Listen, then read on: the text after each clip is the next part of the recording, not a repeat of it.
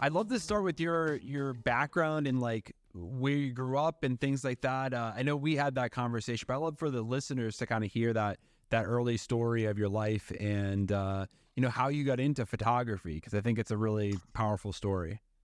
Yeah, sure. Happy to let you know what happened. I was born in Vienna, Austria in 1970.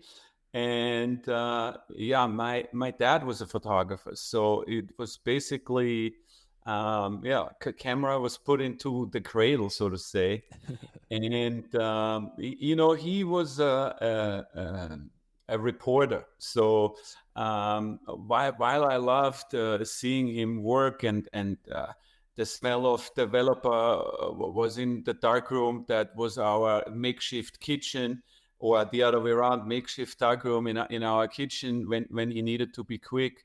While I loved all of this, what I didn't like is he needed to rush out a lot of times. We were in the middle of a game or doing something as a family, and the phone would ring, and something happened that he needed to cover. And he needed to take off and be on the job. But so it started really early. My mom was a hobby photographer too, so photography was really all around. And unfortunately, my dad passed away much too early when I was 11. And I remember, the moment my mom told me, the first question I had after freaking out was, can I keep the dog? And the second question was, can I get his cameras? Because, back then, I decided I'm going to have to carry on the legacy that's left unfinished, Wow. and when I look back at that decision and how it all played out, I ended up finishing high school, matura as we call it, and then went to the same photography school that my dad went to. And along the way, I met many talented photographers and artists, and not all of them ended up being a photographer or being photographers, because they had different interests, different things that they would fancy. For me, it was a one-way road, and a one-way road only, photography, and there was no ifs and buts. And that always kind of gave me an edge, I felt, because when you know what you're going to do and you do it, then you make progress faster and better than other people might. And so I did photography school. And when I was finished, which was in 1992, end of 92, I decided, okay, it's time to get out into this world a little bit. And I moved to LA for about 9 months. It was 93. I came here basically to assist and to learn English better, and to I was really into music, and LA was the music capital of the world at that particular time. Guns N' Roses were happening, and so I moved here, and I was able, with the help of some friends, getting some assisting jobs and learning the game from the ground up, so to say. Yeah. So you were kind of working in the film industry in a way, right? At that point, like you were kind of learning that, and were you doing more of that stuff, or were you doing more photography at that point of commercial? No. It was, I didn't really. 1 second here, my setting. I didn't really. I came out here. I was shooting myself already. I started shooting when I was 16. Basically, I had my first jobs, but I came out here really to assist other photographies. Film industry was not really my cup of tea.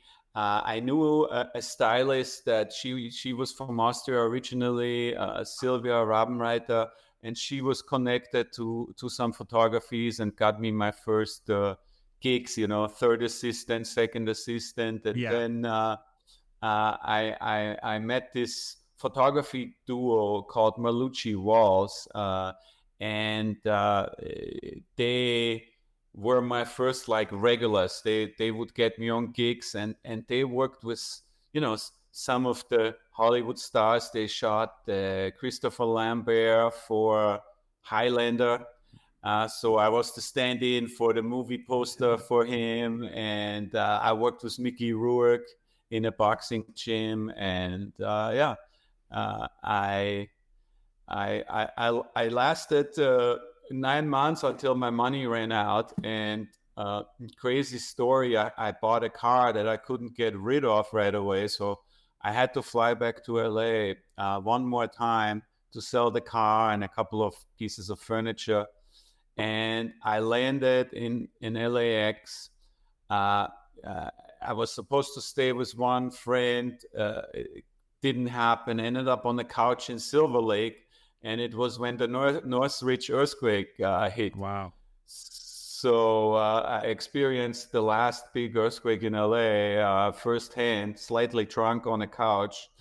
And of course, I couldn't sell the car because, all hell broke loose, curfews and riots, and so that was my early LA story, and then I basically went back to Europe and went to Greece for 6 months to collect tear sheets. Back then, that was the game. If you wanted to be a photographer, you needed to have tear sheets. And then went back to Vienna. And I'm not familiar with that. Tear sheets it basically means you're published in a magazine. Okay. So instead of having a print in your portfolio, you tear the sheet out of the magazine, and then you have back then I was mostly shooting fashion, or mostly interested in fashion. So you had the tear sheets from the magazine. So when people looked through your portfolio, they were like, "Oh, wow, he works for this magazine and that magazine." Oh, that's great. Yeah, tear sheets. I never heard that before, but that's really interesting, because now it's all digital, but like back then it's like almost a proof that you were actually a magazine, right? Like you actually had to tear it out. Yeah, it's funny to think, that's how quickly times change, that tear sheets and set cards and all these names don't mean anything anymore for your generation.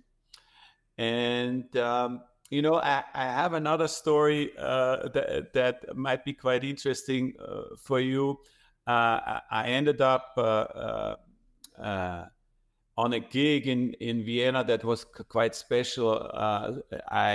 I was assisting, it was a 2-year college that I did, and I was assisting in a 1 month window. I was assisting this guy in Vienna that was quite famous. And not only was he famous for his good photography, but he was also known to be very difficult to deal with. And my friend got me the gig, and I handled it well. And he calls me, and this is actually how I met the stylist from LA. He calls me a couple of months later. I'm back in photography school, and he says, "Hey, I have this gig for you. It's not going to be a very good job maybe, but you can make some money, and are you interested to work?" I was like, "Yeah, what is it? And he was like, "Well, Herb Ritz, the famous American photographer, is coming to Vienna to shoot." He was shooting the Playboy of the Year for German Playboy, and on the second day he was shooting U2 for the Rolling Stone. And he says, "So I'm going to be the third assistant, and Sylvia is going to be the stylist. And for you, you can be the driver. You're not going to be anywhere on set, so don't get upset. But, you can be the driver." I was like, "Yeah, for sure. I want to be the driver." So I picked up this huge Mercedes that Playboy paid for, and drove to Vienna airport and picked up Herb and his 2 assistants from LA. And Herb and I immediately hit it off. And he realized I was a photography student and really excited, and he was totally into it. I was supposed to be available all day. And the first thing he said, okay, you take the car, have fun with your friends. I want to explore Vienna by myself. I don't need you. Just pick me up in the morning and we go to the gig. So I pick him up in the morning. We go out to like outside of Vienna. There was a big castle that Playboy had rented, and it was the Playboy shoot. And he looks through the whole castle. There's like hundreds of people. Everybody's all nervous. What is Herb gonna do? He walks through the castle, walks out on the other end, walks to the pool, finds the pool house, which is a tiny little pool house, a white wall with a round window. He's like, that's where I want to shoot. Everybody's like, oh my God, we rented this whole castle. But anyway, Herb is the boss. Nobody dares to say anything about it. We're setting up, the playmate arrives, and he's like, okay, ladies and gentlemen, this beautiful woman is going to take her clothes off shortly. Except me, my team, and my driver. Please, everybody leave set.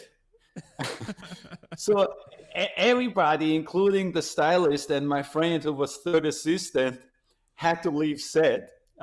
He gave me like the angriest wink of an eye walking off set, and I was allowed to stay. And Herb basically said to me, yeah, you just stand next to me. If you have any questions, just ask me.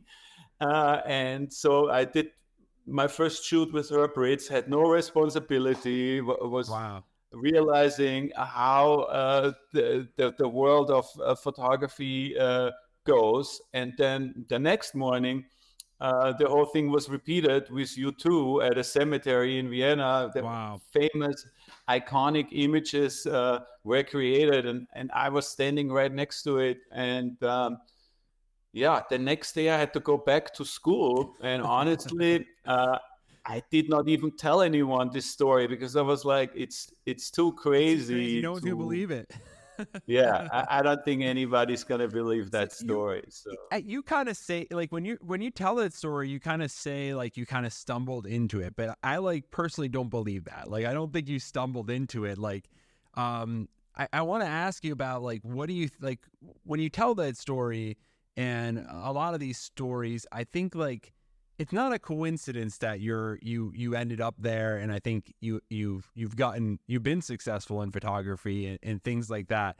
Do you know that was there anything that you think you did at that time or now that like kind of maybe put yourself in the right position for that something to happen like that, where you gotta, because I think that with success or like getting those type of gigs or something like that, it's like, yeah, you have to be qualified, but you also kind of have to put yourself in the right position, right? You have to be there when you have to be around when they tap you on the shoulder, they're looking around for somebody, right? So for sure. First of all, I'm a lucky guy, and I believe that firmly. And I'm still a lucky guy, and but part of it is willing yourself to be a lucky guy. Yeah. Second of all is what I said about having the dedication early to say this is what I want to do, and not looking left. Not looking right, because it's just that dedication to one goal and one goal only that sets you apart in any kind of gig. No matter if you're an athlete or an artist. And then what's the famous saying? And now I can't think of it, but basically, you need to prepare yourself all the time to be ready when something that you want to happen happens to you. Exactly. No, it's a great way of putting it and looking at it, because that's true. You can't make. There's definitely luck in anything, but there's also like you got to be prepared for when that luck happens or when that moment happens. You're ready for it, right? And you step into it and you say, "I'm here. I can be the driver." Yeah, definitely. Or And, not have and an ego, right? Like you could have had an ego and said, "I'm a photographer. I'm not a driver." Like, right. you could have said that, right? And some people may have said that, but They might have. you knew that I could say, "Sure, I'll be the driver." Like in just being around and then just being around a photographer of that caliber, you just instinctively knew that that could lead to something. Which is great. It's funny because sometimes, in the moment when you get offered something or something comes your way, you have to take a decision. And I didn't even think it through. But once I was at the airport and Herb was here, I realized right away, oh, this is the way better gig, because then instead of spending 2 hours with him on set, I get to meet him. Yeah. I'm driving him. I build a relationship that goes beyond a couple of hours. And I guess, life happens for you, is another saying that I really like. And that also counts for negative things, like sometimes things happen not the way we want them to happen, or something bad happens. But I try to tell myself even the bad things happen for a reason, and something good might or will come out of that. Maybe it's a blessing in disguise, or I mean, that's happened. I think anybody that really looks at their life, I know in my life for sure, like, you in the moment you think something bad happens and you're like, this is the worst thing that could ever happen. And then, you look back at it and you say, no, that was really good that happened, because I actually because that happened, that forced me to grow in this way, and it led to exactly this, Mm-hmm. And that I think anybody who analyzes their life, that's what happens. Is a lot of times is the moments that you think are really bad are actually a jumping off point to something that's really good, or another opportunity or something like that. It's almost that we get kind of stuck in our ways that we're in thinking, and then those moments, they kind of just shake you up, right? And you think it's bad because it's uncomfortable, but if you just keep going, then a lot of times it leads to something. And all the successful people always tell us that it's not the successes that taught them anything. It's always the failures, so definitely. Yeah, so that was her Brit story, and it helped me in so many ways, because it gave me a window to the world that I want to be part of after I'm done with photography school. It made me realize, oh yeah, her Brits only uses film and a reflector, and there's no magic sauce, just the basic stuff. And I remember I was also in charge to driving the film to the lab, and the lab was kept open for her 24 hours. They were waiting for the film. Everything was supposed to be a rush, and the guy from the lab, he knew I was coming, so he called me and he said, ask him which developer he wants. I have everything in stock. And so to make sure, he gets what he wants. So when I asked Herb, how do you want to run it? He's like, well, how do you guys run it here in Vienna? And I'm like, whatever way you want. He's like, standard. I'm like, well, I mean, he wanted it done good. It was the best lab, but he didn't have any special requests. Just like standard. Whatever. Just run it standard. He did request the contact sheets to be on fiber paper, and that was about it. Yeah, that's amazing. I wanted to ask you, that do you have, as you're talking about this, it's reminding me that one thing that's I've recently gotten into last year or so. My brother is obviously, Brett, he's a photographer. and he's kind of got me into film photography, and that's what I've been doing. And one thing as you're talking is like, you kind of, you started in the film era and you've kind of gone through to now digital and things like that. Do you ever shoot film, or do you ever miss film, or no, you just, really like digital? Well, when digital first came, which for me, my first digital camera ended up being the Canon 5D Mark I. So I think that was maybe around 95, 96. I'm not 100% sure. But when it first came up, I was like, I'm a film shooter. Digital photography, not in my lifetime, And very funny to say that 2 years later, I bought my first camera, and of course, I was gonna go digital. But at first, I thought, no, not in my lifetime. And then, the 5D Mark I was a great camera. Yeah.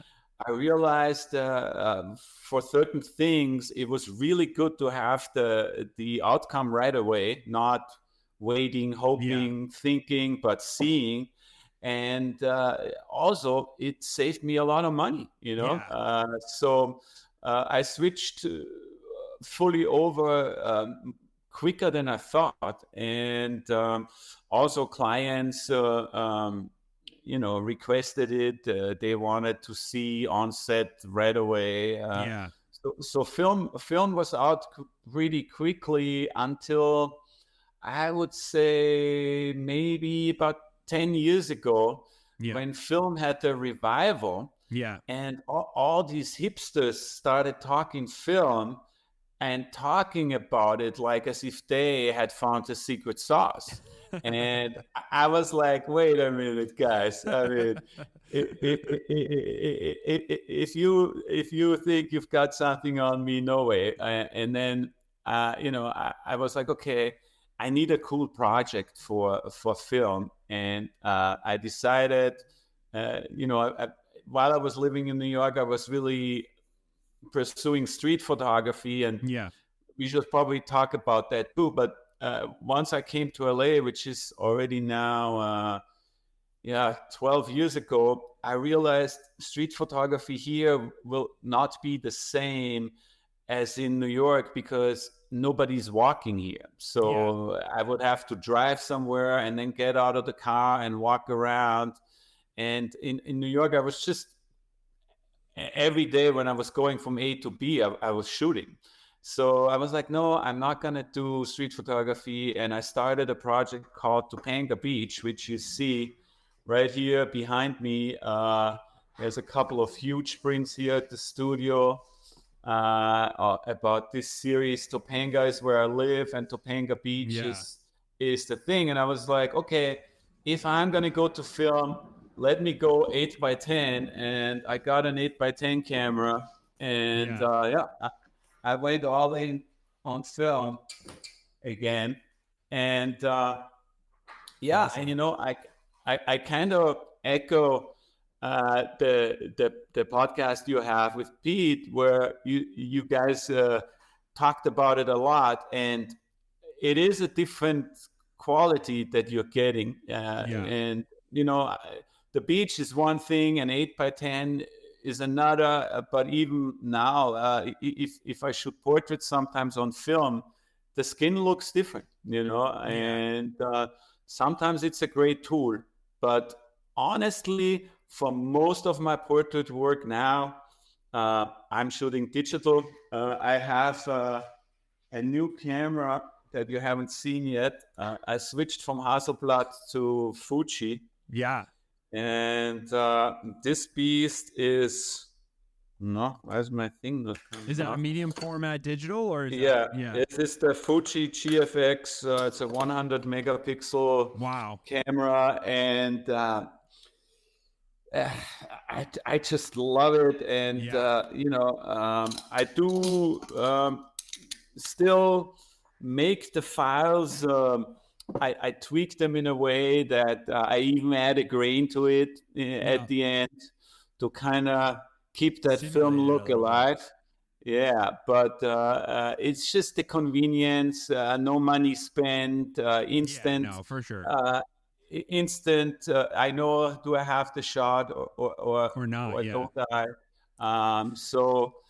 But I do both. To is the short answer. Yeah, yeah. As a hobbyist photographer myself, I can shoot film, but I can't imagine, if someone just was a professional photographer and had to do work and was like, no, I'm not doing any digital. I'm just doing all film. It's like, it seems like you're signing yourself up for a lot of pain in this day and age, because the expectations for turnaround time and all things like that are from clients and just etc. I don't think it lines up with, getting things developed and only having certain, so many shots and hoping you got it right and stuff like that. But Yeah, it's definitely a different beast. I remember the first time I had a shoot with film again after not having done it for a long time with like a crew. It was actually a shoot here at the studio with Noah Cyrus. And the biggest difference was, and in a way it was kind of cool, but in another way it was also kind of scary for me, is normally the way these shoots go down is you're hooked into your computer with a tether cable, and while you shoot, everybody's looking, right? So the yeah, stylist is looking, the makeup artist is looking, if there's any tweaks that they can't jump in. And this is the part that can be annoying. You also have the publicist looking. mm, So, they're kind of like looking, and if they see something that they don't like, they might interfere in the weirdest kind of yeah, ways. So, I was shooting film only on that gig, just to kind of see how I would like it. And it was like for a magazine, editorial client, no budget. So I was like, okay, I can do that decision. I'm not answering to anybody paying me big bucks what I have to yeah. do. I'm going to shoot film. And it was kind of freeing. I was the only one seeing what I was doing. Everybody else was just standing around waiting for me to say, okay, let's change or let's do this. Yeah, Um, but at the same time, I was also wondering, I yeah. I wonder don't know what if I I got it got, or not. Yeah, Yeah, yeah, I'm so used to the instant gratification now. And, yeah, I also use it a little bit as a tool. It doesn't work for everyone, but I use it as a tool of collaboration, yeah, meaning sharing the images with the subject and saying, look, yeah. this is where we're going, and then they see it. So One thing yeah.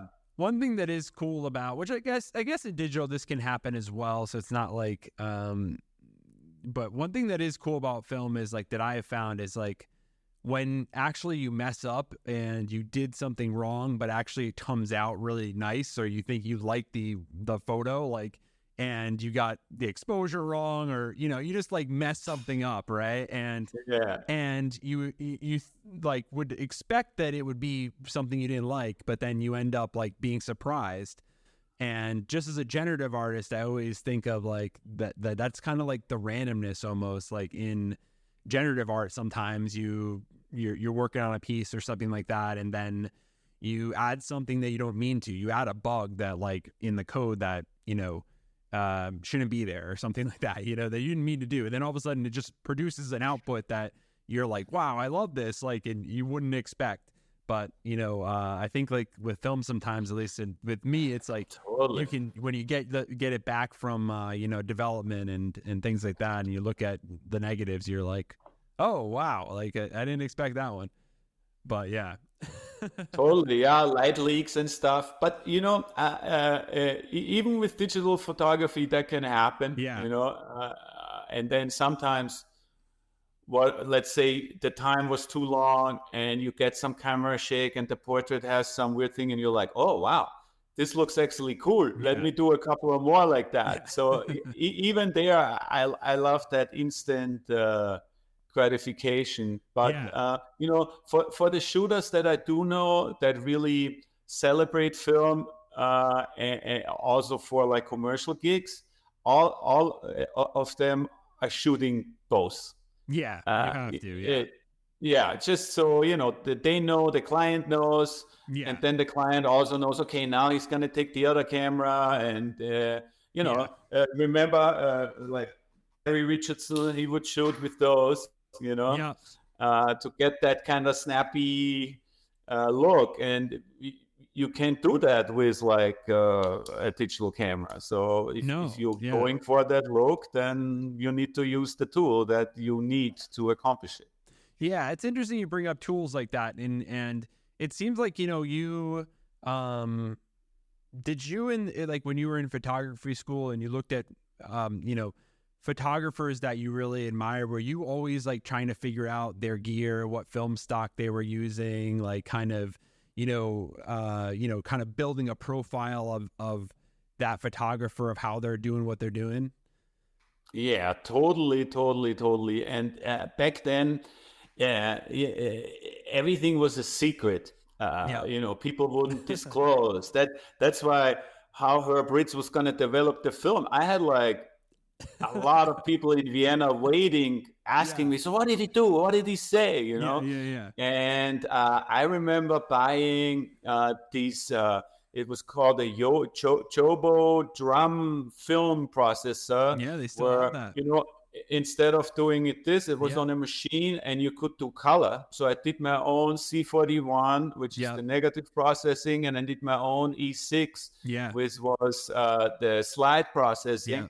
And I would test every film they had, and then I would also cross-process them. That was really hip in the 90s. You would run a slide film as on a negative developer and the other way around, and you would get these color effects and that's gonna also people be like, what?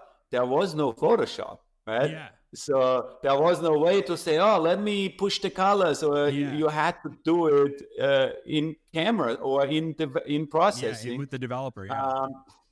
The crazy thing, or the one thing that I did find out for me, the more I tested, the more I realized at the end of the day, I pick one or two films and I stick to those, because this whole, it's good to test it all and see what you like, but then you kind of like pick your poison, and then that also kind of helps you, because when you're young, what everybody's kind of like saying to you is kind of like, well, what's your style? What are you known for? What do you want to be known for? How should people recognize that this photo is one that you took, And I was really struggling with that for a long time. And even when I moved to New York, when I made the big move, I still had people kind of like saying, well, you're doing too many different things. You need to kind of like hone in one thing and one thing only. It's a very American way of professionalism. Yeah. And before we go into New York, because I want to talk about New York and your street photography there. Did you have a style when you were younger? Like, you get this moment, you get your dad's camera, and your dad was a journalist, right? So he had a certain style. Did you immediately want to be a journalist, like in like him at first, or did you, or what were you thinking at that age? I was immediately clear I was not gonna be doing what my dad did, mainly for that reason that I mentioned earlier, that I didn't want to be sitting here with you and then my phone rings and I have to go. I just didn't like that. And my roots, my first love in photography was music photography. And you mentioned that. Actually, I met a lot of photographers along the way that kind of have the same story. And the story is really, I also wanted to be a musician. But unfortunately, I had no musical talent. And the best way for me to spend time with the cool kids that were in bands was to be their photographer, their video guy, hanging backstage, doing the photo shoot for the demo or whatever they were doing. So that's where I started. And, my favorite photographer back then, I think a lot of the stuff that I admired, I didn't even know who had shot it. But the first photographer that really stuck out was a Dutch guy named, why am I blanking on the name right now? He worked with you too. It's always when you need a name and then you can think of it. Anton Corbin. Anton Corbin, I think you say in English. Yeah. And he worked exclusively on Hasselblad, a lot of like out of focus, in focus kind of stuff. He shot the Joshua Tree cover. He shot all the U2 covers actually, and all their paint. He still does all their work. And so that was one of my first heroes. And then pretty soon there was a exhibition in Vienna when I was like 18 or 19, and it was a Helmut Newton exhibition, and I just fell in love with Helmut and his portraiture. Really, wow. Still a big fan of his work. And that's like the first time that you thought about, you kind of started thinking about doing portraits. And well, when you were doing the music photography, did you want to do more portraits, or did you want to do live action like during concerts, or both, or you just, Yeah, no, I wanted to do the album covers, Yeah. Okay. So like you have a set and you're gonna, kind of direct where everyone's gonna stand and that kind of stuff. Yeah. I mean, I did some live stuff too, but with the live stuff, there's not really. I mean, I shouldn't say you can't be creative about it, because you can, but there's a certain limit. People are performing and you're documenting, and obviously, you can be very creative documenting in a certain way. But for me, it was more about meeting the people one-on-one, coming up with like an idea, and executing it, and also, and I still love that about my job, spending time with them. Yeah. Getting to know people that you might not normally meet. Yeah, exactly. And so we're jumping around here, but I want to talk about New York. You said that, you went to New York after that time period we talked about earlier, and you started doing street photography. When you went to New York, obviously it's a great place for street photography. You were doing music before then. What kind of led you to do that, to want to do street photography, which is more live? It's not scripted of, okay, you stand here, that kind of stuff, right? Yeah, well, I actually need to tell the story. It went a little bit different.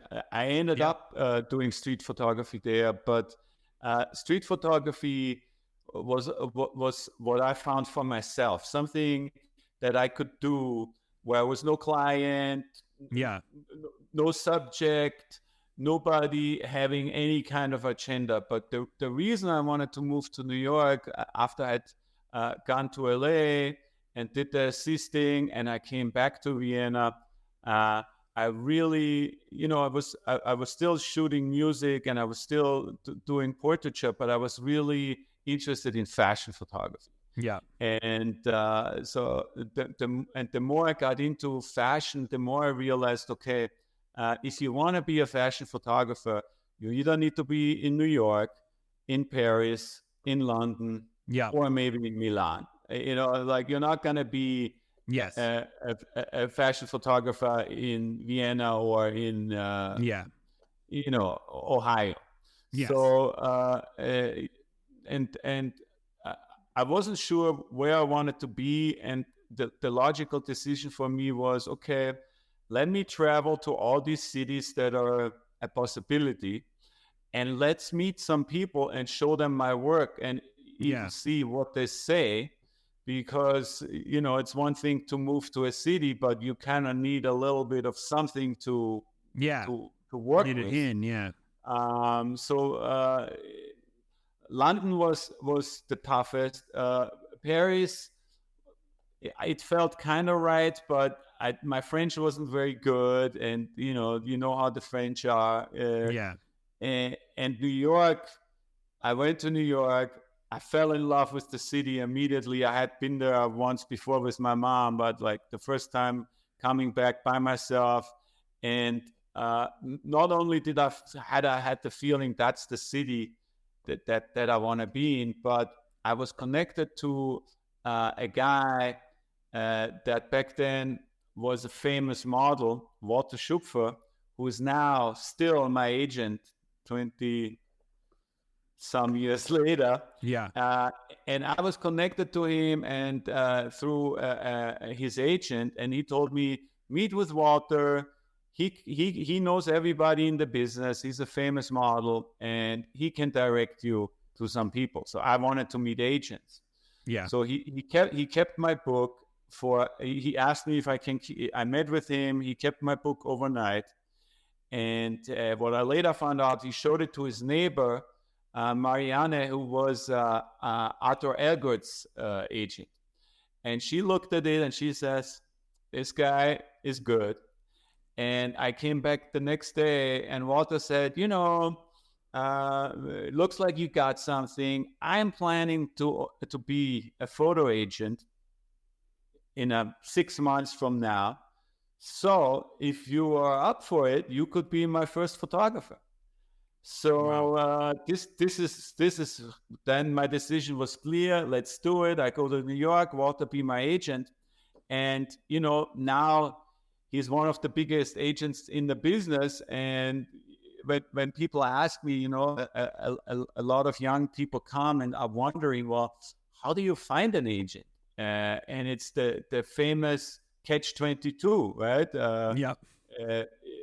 You need great work for an agent to be interested, but you also need an agent to get that great work. Yeah.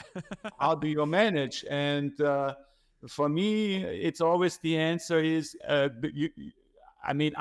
unless your art is of such a caliber that anybody would be interested, just find the people that are starting out and start out with them together versus going to the people that already made it, Yeah. That's how it worked for me. And luckily enough, I found a person not only that was ended up being successful being an agent, but also that was honest, because Yeah. there's lots of stories about people getting ripped off by their agents in all kinds of ways. So yeah, I got lucky again, the lucky guy. Yeah.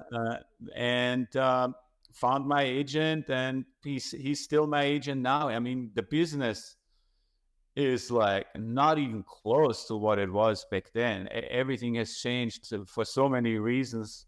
But relationships are important, Yeah, for sure. And again, like I think you sense that, you weren't going to do it again. Like you weren't going to do it the way that everybody else was trying to do it, because you sense that, there wasn't as much of an opportunity if you try to do the kind of, the obvious route. You went with somebody that was kind of untested and, totally. Yeah.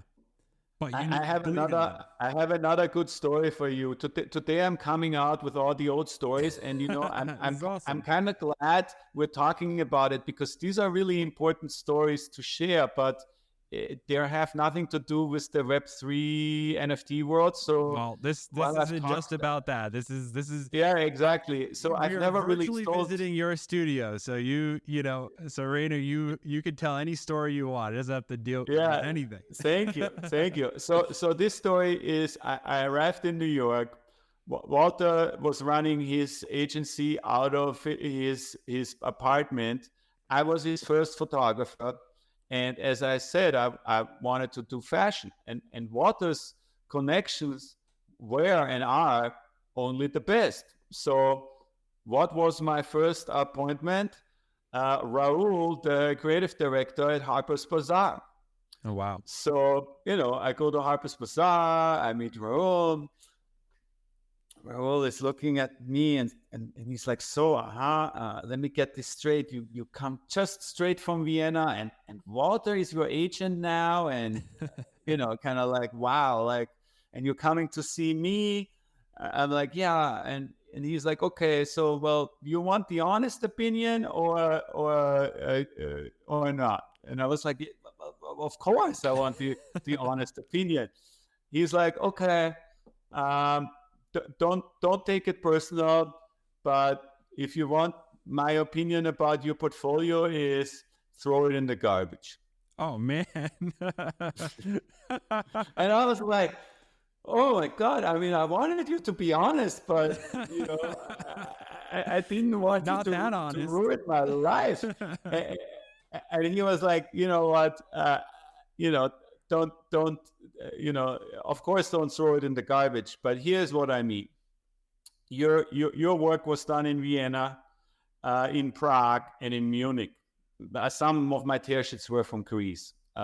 So all these models that you're shooting, they're not A, B, or C league. They're like, I've never heard of them. I've never seen them. They're not really something that I would, somebody who I would be working with. Yeah. The hair and makeup you're working with is not up to the standard that we have at Harper's Bazaar. The styling, I mean, some of this is ridiculous right now. Yeah. I mean, so I see you are a talented photographer, but my recommendation for you is go here to the agencies, look for the new upcoming girls and start testing and come back in a year or so, because, I can't do anything with that. Yeah. So I was like, okay, well, it wasn't what I wanted to hear, but it's good. I got it out of the way right away. And he didn't say, oh yeah, very nice. I got the honest opinion of an opinion leader. And, this was pre-cell phone, pre-texting and anything. I remember driving back to Walter, and Walter was like, well, so how did it go? Yeah. And I was like, well, he told me to throw it in the garbage. He was like, what? But then again, I think it's coming up, but like that, even that one, like you had the humility of taking that criticism, as harsh as it was, and you didn't get that discouraged by it. You also didn't deny it. You didn't say he's wrong, and I'm going to do what I want to do. You said, no, that makes sense. And he's not attacking my photography skills personally. He's saying those are okay. He's saying that, all these other elements that make up a photograph, especially a fashion photograph, are, are kind of affecting the final output. Totally. And I need to fix that. And then again, you're talking again, you already have a strategy of how you're gonna move on and how you're gonna rectify that, right? You're gonna, again, okay, I'm gonna try to find these models that are not necessarily the top models right now, but who do I think would, it's similar strategy with you did with your agent of now I'm gonna try to kind of photograph some models that are, maybe early before they really blow up and they're on, really hard to get on a shoot. And then, you're going to have pictures of them. And then as they, become more successful, you're going to rise up kind of with them, because you've taken some of these early photographs that you're going to be able to show, which is genius, that you were able to do that. That's exactly it. And the one thing maybe to jump around a little bit more in our conversation is looking at the situation now. I don't know how should I say? I don't know how much I can encourage young people nowadays to take up the job as a photographer, because things have changed so drastically. And while there will always be some photographers, that game that I was playing back in the 90s, that doesn't exist anymore. Yeah, well, it's just showing that you can't model your exact moves, but I think if we wind back the clock and put your younger self today, I'm sure you still figure out a way to make it work, right? And to break through. I'm confident in that. Just talking to you, it's not necessarily a specific a set of things that you're going to do that you're going to be able to replicate decades later. That never happens, but it's more of a mindset of like you said, like accepting the criticism, like working with it really, and not getting personally offended, and just continue to move forward, right, when these happen, and find a way through, right? The determination to succeed, which started early for you, which is just amazing, is that moment at 11, it just stuck in your head that I'm going to be a photographer, and like I'm not thinking of anything else, and I'm going to just continue working. And it is almost like destined, like you were saying earlier, you were destined to be a photographer, and you believe that, that it was almost, this thing that was going to happen, and it was going to do it, and you had the determination to do it. It was not almost destiny, it was destiny. Yeah. Yeah. Which is awesome. So go ahead. I had arrived in New York. Fashion was my dream, and now I was there and I was living it. And so I jumped in and I did the testing, and I did start working for international magazines with the right people. And while I was doing it, I started to realize, maybe fashion is not it for me, because while I love it and I enjoy it, I'm not really a 1000% fashion person. I don't live, breathe fashion every day. But there's all these people in New York that are that and that do that, and I started to realize maybe I'm not cut out for that business. And with fashion is in seasons, right? So what's hip this season is already out next season. So if you don't push full on for like 1 or 2 seasons, your portfolio is already passé again. You're already yesterday's fashion. And so as quickly as I got into it and had little bits of success here and there, I also realized maybe not 100% me. And then I think that was probably also a smart move on my behalf, because if you're not 100%, if it's not a hell yeah, then how you're gonna be you knew you were going to get burned out, or you were losing kind of your creativity and so the fun of it. I just did less of it, and I concentrated more on the things that I really love, like music and portraiture. And in hindsight, these stories often sound so like the perfect Hollywood movie, and there were stretches of times in New York where I didn't make enough money, so I was running up credit card debt. I was frustrated because I didn't get the gigs that I wanted. So I don't want to make it sound it was always so easy for me, and I just fell from one thing into the next, and it was easy sailing. It was a battle, and it's a battle for all of us. So just wanted to make that point. And the street photography for me, to change the topic a little bit. I was always fascinated by street photography, but I was never the guy that went around with the M6 and film loaded. I mean, it's not that I didn't try it, but the outcome was quite poor. Shooting from the hip with a Leica, with film, and getting stuff it's a real skill, and it wasn't. There you have it. It wasn't something that I was particularly good at. But when the first digital point and shoot cameras came out that were, this size, but digital, that changed the game for me, because I could work.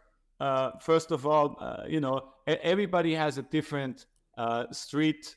Every street photographer has a different style of how they approach it. But mine was always kind of like the fly on the wall. Try not to be caught shooting.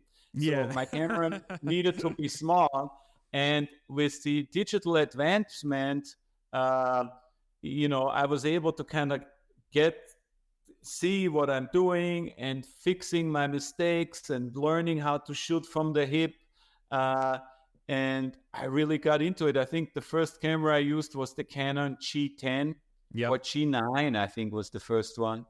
And, people would hardly realize I'm taking pictures. And the more I was doing it, the more I got addicted to it. And I would basically, shoot every day, because I would get up and then, I don't know, was I going to the studio, or was I going to an appointment, or was I going to the agency, or was I just going to see a friend to have a breakfast? The moment I was on the street, I had the camera on me, and I was documenting. And I did that every day for years until I moved to LA.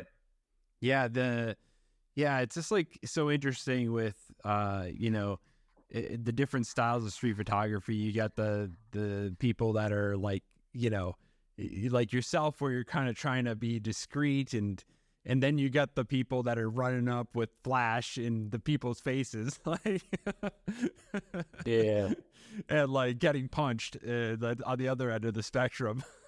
So and you have to be careful for sure. And then then came around the cell phone, and that changed everything again, for street photography and for photography in general. Yeah, definitely. Like it's interesting because it's kind of the tool doesn't make the photographer, right? Like it's gear matters, but I think if you give a good photographer anything, pretty much, as long as it can take a picture, they probably can make a good shot. Definitely, for sure. And two things come to mind. The famous quote, I always thought it was Annie Leibovitz, but somebody told me it was actually somebody else.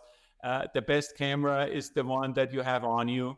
I always liked that quote, because if your phone's the only camera and there's a shot in front of you, well, it's the best camera to have that shot right now. And the other thing that really encouraged me to be less let's say stickly about the cameras and quality was when one of my heroes in landscape photography, Richard Misrak, brought out a whole book about photos that he took with the iPhone. And the book is beautiful, and it was just another wake-up call that it's the vision of the artist and what you photographed, way more than how many megapixels and what lens you used to actually get. For sure. It's 100%. And even just doing kind of getting into videography myself and stuff, it's you just start learning that how much lighting actually affects everything, right? Like lighting is actually more important a lot of times than megapixels or anything like that. If you have good lighting is everything. You can have a crappy camera and the shot will still look pretty good. Like versus the other way around, if you don't have good lighting and you can have the best camera and the shot could look horrible. So it's interesting that I think that's something that you learn as you start to get into this type of stuff. That it's not necessarily just the camera or anything like that, right? It's a combination of a lot of things. So, and composition, obviously you got to have the eye towards it and things like that. So, how would you, for people that are trying to get into photography or get better at photography, how would you where should they like start, or what should they work on if they really want to get better, at just taking better photographs? Well, a friend of mine, a creative director in Vienna, once gave me the tip, and at first I really didn't like the tip. He said to me, if you want to be a photographer, you have to press the button. And I was like, well, thanks. What kind of tip is that? But the longer this quote sat with me, and over the years, I realized, yeah, he's right. The best way to learn is to keep shooting. And yes, if you want to shoot portraits, well, start shoot portraits every day. And then people say, well, yeah, but I'm at home with my mom. Well, perfect. Shoot your mom. Yeah. Start and shoot, and then look, and then if you like it, great, do more of that. If you don't like it, well, do something else. Yeah, it's interesting. That's the best tip I've ever gotten. I mean, obviously, you can do a masterclass nowadays on YouTube with Anna Leibovitz herself, but but it's not necessarily, that's the thing, it's not necessarily the information. You can give a lot of information, but you're saying it's the actual practice of it. It's internalizing that information, which is, it definitely is like, with me doing the film photography and stuff like that, and just learning that, like 100%, just shooting has like improved a lot. And even, at first I was like, oh, I need a light meter, like 100% need to see the light meter. And,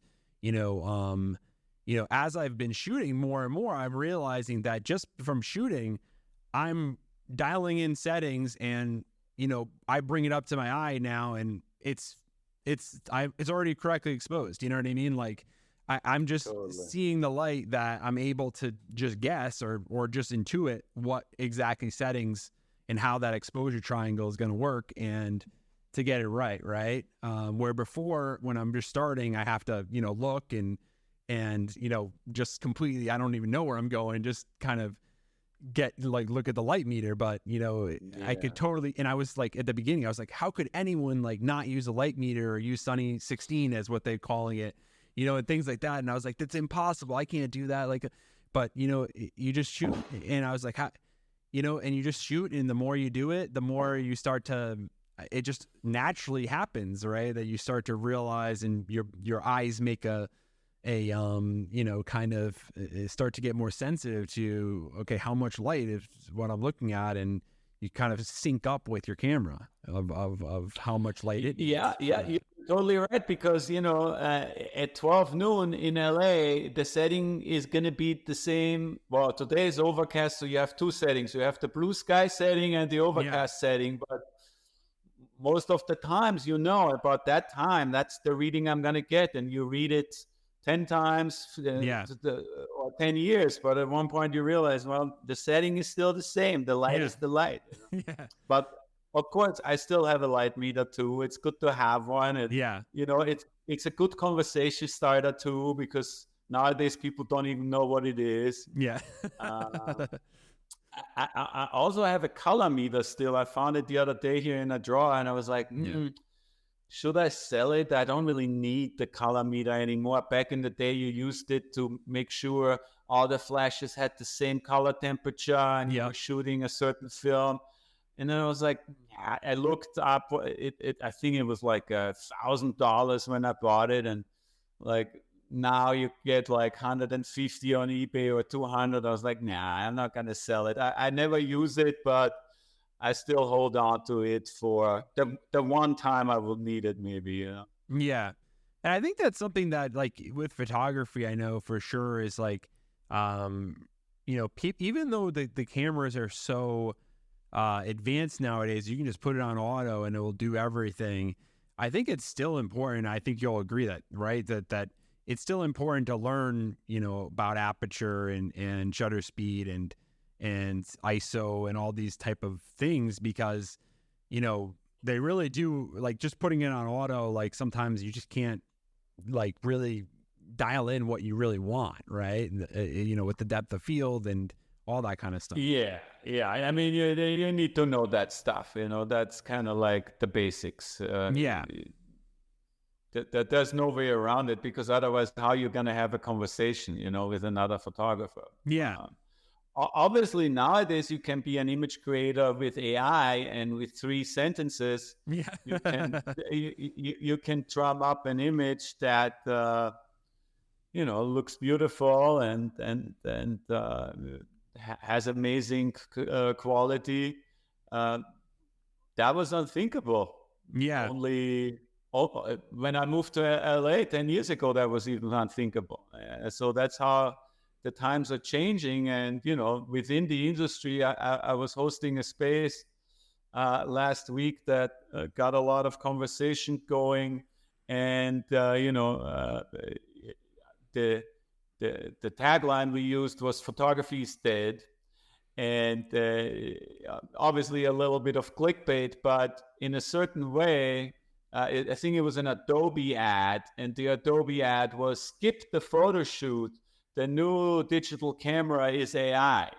So yeah. And what do you think? Like, what do you think on that? Like, do you think there'll always be photographers, or do you think there will be more like just AI generated content? And I think there will always be photographers, but I also think there will be less and less photographers that can make a living being a photographer. Obviously, there's so many angles to it, but like, and once you talk about art or being an artist, then it's a different conversation than when you talk, let's say, about commercial photography clients calling you to take a picture. I think a lot of these things might go away, but also one might argue there will always be a place for authenticity and for realness. So it will definitely not go away. There will always be cameras, and there will always be people pressing the button. Yeah, I mean, I always talk about the one thing I think back to is mechanical watches, for example. Like, in the 80s when quartz came out, they thought that everyone said, okay, no one's going to buy a mechanical watch anymore. That industry is going to completely die because, quartz is more accurate, more, less expensive. Like, all watches will just be quartz because it's better all around. And, still the most desirable watches are mechanical or Swiss, and they're made in Switzerland by, watchmakers, and they still have their trade going. And even though a quartz watch is more accurate, or your phone is more accurate, there's something to be said about human craftsmanship that's alluring to people that I think transcends maybe just the practical aspect of it, right? For sure. And photography and cameras will never go away. Just like vinyl never did, and but the description of a photographer is definitely changing, and it really depends a lot. What story do you want to tell, and what tool do you want to use, and why do you want to use it, and how are you using it? And it's getting very particular, but for me, I haven't really found a good way to incorporate AI into my work. I've tried a little bit, obviously, to create, work with text, and it's fascinating, but it's not really what I'm looking for, and I don't want to diss it, but I haven't found a way to incorporate it into my workflow yet. Yeah. Well, I think it's just evolving. We'll see. It's gonna be. I think we all can see that it's gonna be. I think it's gonna be as big as the mobile phone. When mobile phones came out and kind of changed our lives. That level. I think AI will be that level of change. Right. You go out and you see everybody. If not more. If not more, yeah, for sure. I think in 10 years, we'll all be, interacting with some sort of AI assistant that is, has access to our conversation, stuff like that, is able to remember details, and you can say, oh, I had that conversation with Raider last week. We talked about this about halfway through. Can you remind me? Or when you were earlier in the interview, you were trying to think of a name, you know what I mean? Like, and the AI would just come in and say, Raider, this is what you're talking about, they'll just like round out all our, human imperfections and help us out. And we'll have a personal, like, individual one. That would be pretty wild. Yeah. And, like what I said about AI was, there's AI in general, and then there's AI in terms of photography. Yeah. So yeah, I mean, and in both sectors, it is already huge. But yeah, it's just for my photography, I haven't found a way to use it in a way that makes sense. Like my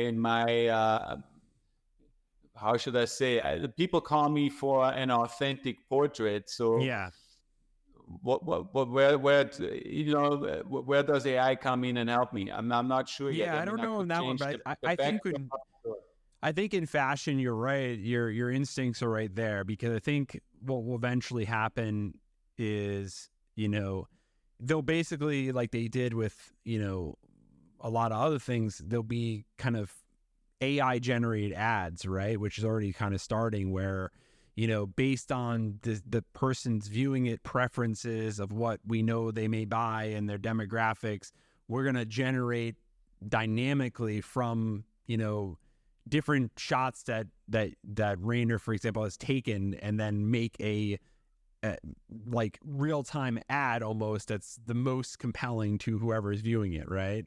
And then it's kind of that's kind of where that's going to go, along with text that's also fine-tuned for the person. So it just will be much more customizable. I think the AI will kind of stitch together, okay, we're going for this type of thing, but, it'll basically customize it for like the end user, just like, it does when you click around and you view a certain product, and then it follows you around the next week. They're going to send it straight to our glasses, Yeah, exactly. So I wanted to ask you next about, you have, through your career, worked with some of kind of the biggest celebrities, athletes, artists that are out there, and taken, some beautiful portraits, digging a portrait of me, which I use, you've done the... Yeah, I saw you using my portrait awesome. For this podcast. Yes, anybody who watches this and sees the portrait of me on the cover, Rainer took that in Marfa. So shout out to him for sure. See that you're making good use of it. Yeah, and it's been such an honor for you to take my portrait, because you've taken some amazing portraits of some really famous people. What did you? I guess my question, what I wanted to ask was, how have you found so much success with working with a lot of people, and some of them probably are difficult, and some of them are pretty easy, but like, how have you been so successful to like navigate that and to get a good result out of them? Because obviously you need to take a picture of them, you need to kind of build a good rapport, right? Like, how do you do that? And how have you been successful, like getting in the right, mood or whatever you want to call it to actually deliver a good photo, right? Yeah. I guess one thing that I kind of, one approach that worked for me over the years is like, I try to approach everyone. Never happened. Yeah, I try to approach everyone There you the go. same way. Meaning, you know, I I am who I am, and no matter if I'm going to take a portrait of you today while we're in Marfa, or if I am standing on set with the Hollywood Reporter and I have a famous actor or actress on set, uh, start with the basics and just go to the person, introduce yourself, to tell them who you are, ask them how they're feeling, you know, just be normal and human. These are just, they might be a celebrity, but they're really just human beings like all Yeah. of us. And that's how I approach them.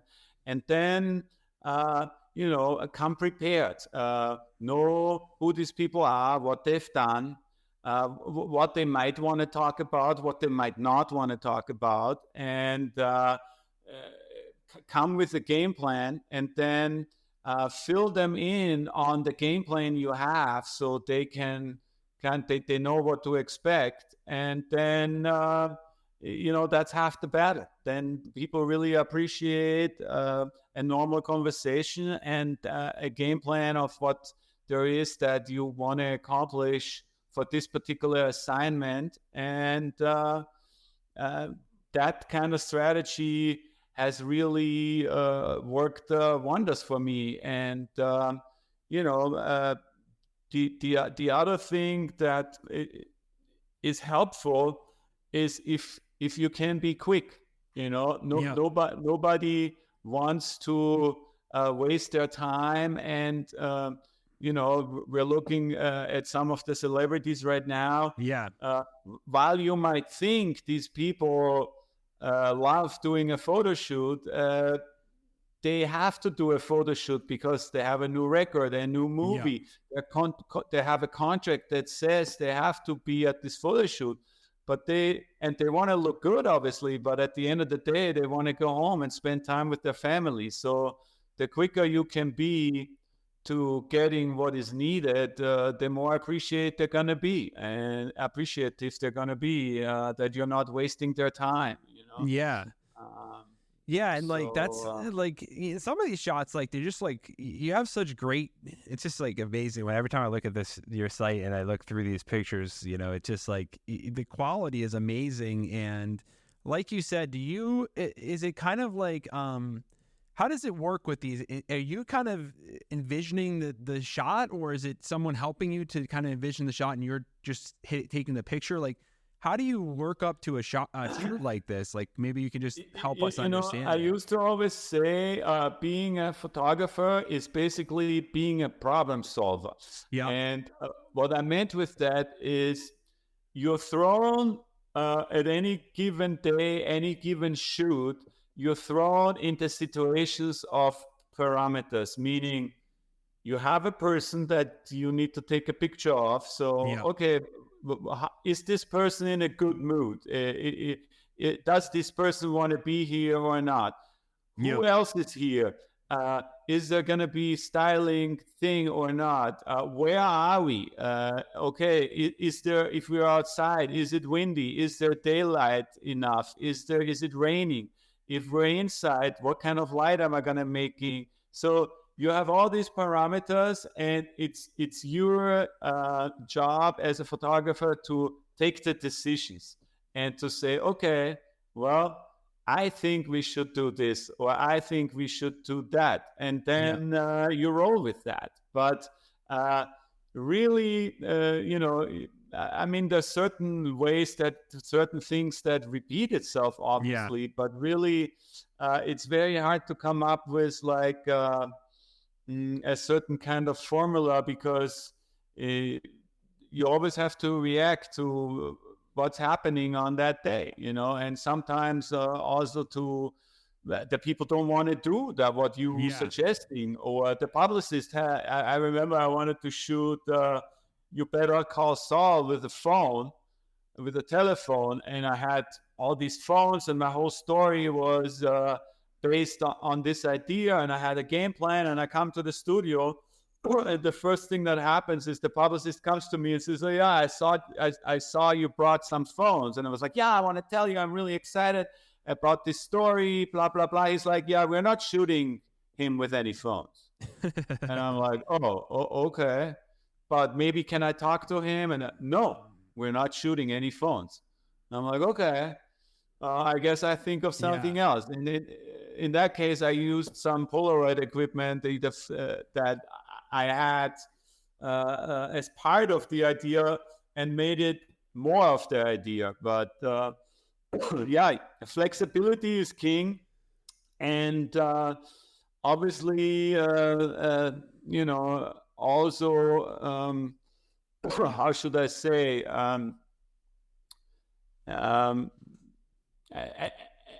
adapting to situations quickly. Yeah, I lost my camera feed 1 second. Oh, good. It's a hot day here. So we do it live. There we go. Yeah. So I think that's really key is and also I think also one of the things is that you have a very calming vibe, and I think that's probably important working with people, right? Is you kind of got to get in there, like you said, it's a time pressure, but you can't give off a stressful vibe, right? You have to kind of do the opposite, right? And you have to tone down the environment, right? And make them feel comfortable. It's totally a vibes thing. And yes, that's definitely served me well to stay calm. And even if I'm not calm, because I know that my flash is not working and I don't have a backup here, and I can't tell anyone because everybody's going to freak out. While on the inside, I might be stressing. If you start showing that, the shoot is not going to continue well. People are going to be stressing out too and losing faith in that we're going to be able to accomplish what we're trying to do. So stay calm and carry on. The old British slogan is definitely very helpful. And the other thing is also making the process collaborative, so the people feel while you might have the overall plan and the ideas, they're contributing, and they can be themselves, because nobody wants to be fake for a photo. Yeah. So and also you have to kind of see when something is not working, and then say, okay, well, I don't think that's working, let's do something else. It's not a big deal, every famous actor has been in the situation that the line he's delivering is not working for the director, and then they come up with a new line or a new way of saying the line. So same thing, if the light's not working, well, let's change it. You're working together to make the shot. I'm sure that actors maybe are the best to photograph, would you say, because they're familiar with kind of that environment of okay, I'm here to work, and I'm flexible, or no? I have another one of my stories for you.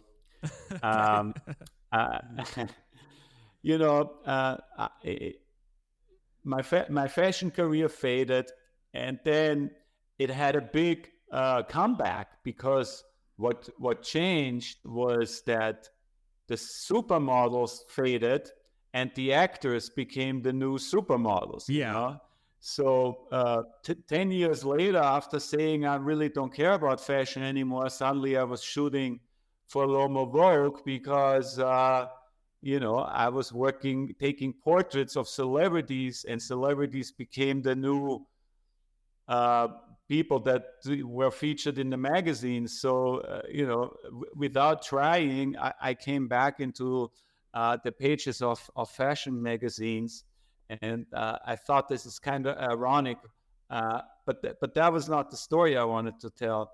The story that I wanted to tell was the first big actor, and the portrait is right here from that day behind me, Michael Caine, right here. So he was the first A-lister I got to photograph back in the day in New York. And I had just done this photo of Iggy Pop here in the middle. And the people from Details magazine really loved it and said, hey, can you do the same thing with Michael Caine, Sir Michael Caine? And I was like, yeah, I'd love to. And then I was preparing myself for the shoot. And I think I had him for like a half an hour in a studio in West Chelsea. And I was thinking, okay, this is going to be the easiest shoot of my life, because I get an actor that oozes character, right? Every movie he does, every scene he plays is like oozing character, no matter who he plays. So this is going to be the shoot that will put me on the map. And so what happened in reality was Mr. Caine came, and he was very nice and very polite and very kind. But basically, I told him where to stand, and he walked over there, and he stood there like that, and he looked at me. And I was like, okay, and I pressed the button, and then I started to realize that he's not going to do anything else unless I tell him. But I wasn't really experienced enough yet to kind of get him into character. Like, I could think about, turn right or turn left or stuff like that. And then he would be like, okay, turn left. And he would look exactly the same like he did when he was looking straight, but just turned to the side. Wow. And I only needed one picture, and as you can tell, the picture looks cool, but it's very still and very, very unanimated. And then this was my first wake-up call, that I realized these people play characters. And if they are whatever, a detective or a gangster, then they become that. But if they're just good old Michael Caine, and you don't have any story for them, you just have a white backdrop and ask them to stand in front of that, well, that's what they're going to do. And then, that's what you're going to get. And over the years, I learned that, okay, if you want to tell a story that goes beyond somebody just standing in front of a backdrop, well, then you have to kind of be the director and direct them. And I give you my go-to line for the actors. If something is not working, or they're not able, or I'm not able to go where I want to go with what I have prepared, let's change it up here. Let's walk. Let's forget everything I told you here. Let's walk over there. Imagine you're in a dream, and whatever, you wake up and now you're here, and the moment you give an actor something like that, they start acting, because then they're not just themselves standing there, but they're now in a dream and they don't know where they are, and suddenly, you're getting that character that you are looking for by giving them something to get into character. Amazing. So that was really something that I had to learn the hard way, because honestly, I was sweating on set with Michael Caine, hoping, I come up with something to say, that he does something that I can use for a cool portrait. That's awesome.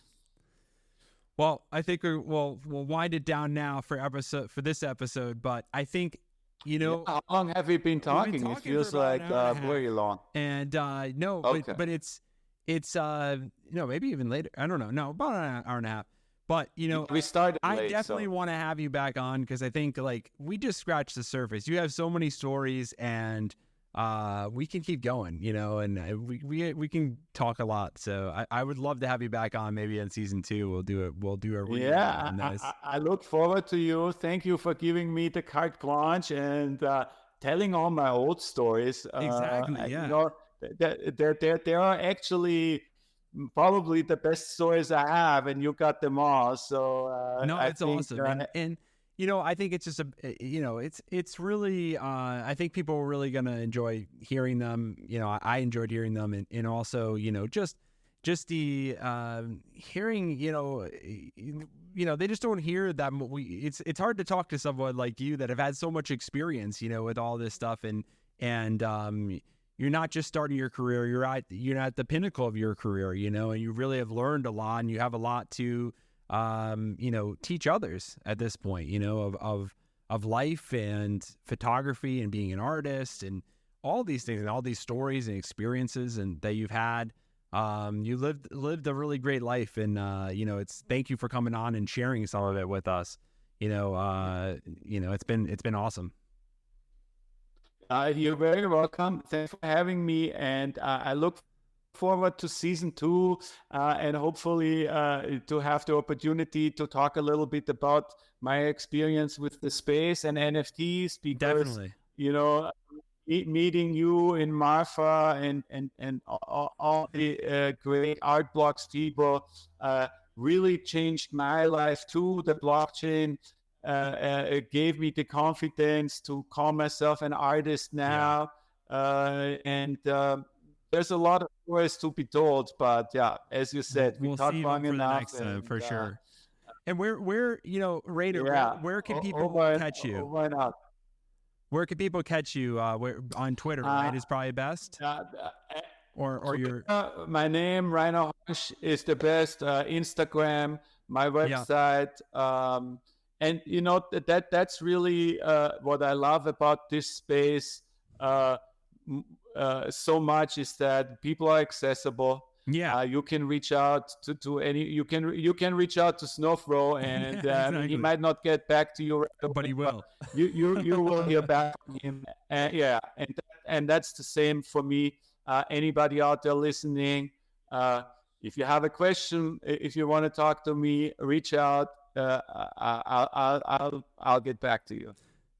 Thanks so much, Rainer. It's been amazing, and let's do it again sometime. Awesome. Take care. Take care, guys. See you, everyone.